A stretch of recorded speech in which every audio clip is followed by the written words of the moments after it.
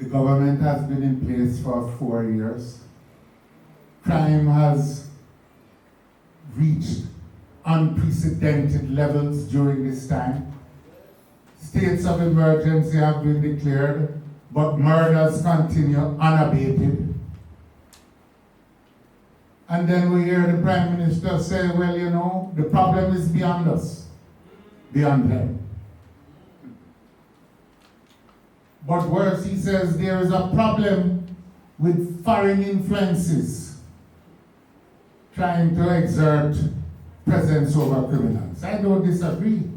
But the fact of the matter, either the Prime Minister doesn't know and therefore hasn't prepared himself, or his memory is very, very short. Who remembers the time when cocaine traders from Colombia were resident on our north coast, buying up our properties, taking over the entire north coast? A PNP administration had to roll it back when our planes were being seized and Air Jamaica was being called air cocaine. His memory must be short, and I know he was in the parliament. How could he forget when talk about Jamaican yardies and Jamaican posses was the only thing around in the world? Yardies in the UK and posses, including shower posse, were making agencies of the United States government like the FBI have to go into their back to find what was happening. Foreign influence over Jamaican criminal gangs is not something new. And if the Prime Minister thinks it is, that is probably why they have prepared no security plan that the country can line up behind for the whole 4 years that they have been in office.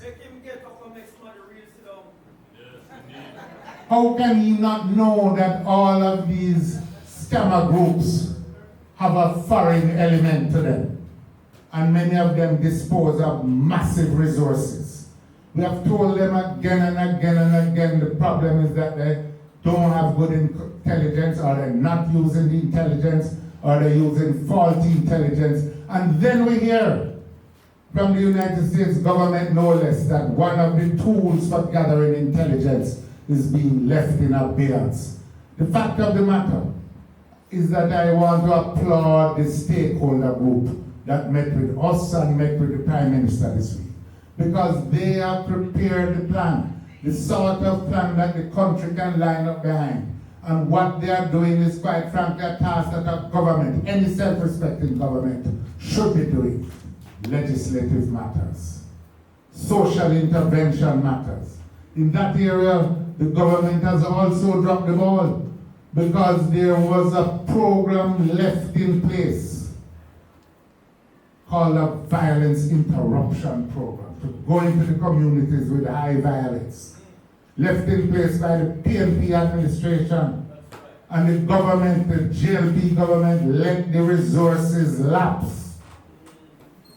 So we don't have the social interventions in the high violence communities. And then you talk about we have had too many crime plans and they have had none. In every single area of national life that is in crisis, whether it be crime, whether it be the absence of economic growth, whether it is poor governance, the Jamaica Labour Party government has failed and failed miserably. And the people of Jamaica need to understand that we represent the answer. And our answer, quite frankly, is that in the next term of the People's National Party government, we will resume the effort, the historic effort, to reduce the levels of social and economic inequality in Jamaica. That is why we are focusing on land and land titling and land reform, so that the people who are the real producers can get a chance to be part of the mainstream economy of this country. So that the small farmers who farm 60% of the small plots and who don't have a title can have a title now and be able to step up in life and be part of the economic mainstream of this country. That is why we're going to focus on education and set our standards that within 10 years we get rid of this two-tiered apartheid system, which have a small segment of schools performing at world class, but the majority of schools underperforming. Time come now in Jamaica to abolish the double standard in education.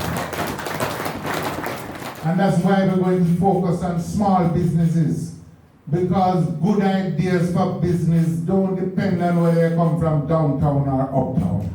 What we need to do is to ensure that those who have been excluded and largely come from downtown have a place in the mainstream of the economic life of the country. We dare no hostility towards none. We want the big businesses to get even bigger, to become global, but we want more players on the playing field of economic activity in Jamaica, so we can genuinely have an economy that is representative of the broad majority of the people of Jamaica.